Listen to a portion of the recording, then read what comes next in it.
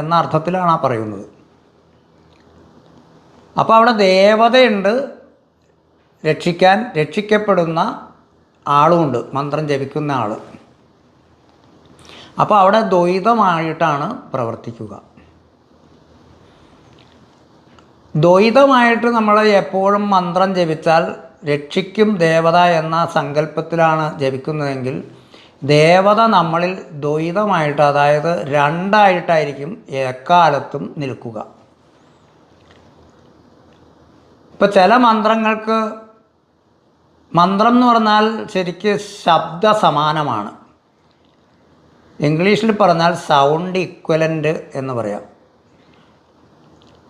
ഇപ്പോൾ ഓം നമഃശിവായ എന്നൊരു മന്ത്രം, ഇപ്പോൾ ഒരു ദിക്കർ ജപിച്ചു എന്ന് വിചാരിക്കുക, അതിന് ഒരു സമാനത്വം വരും, ഒരു ശബ്ദ സമാനം വരും.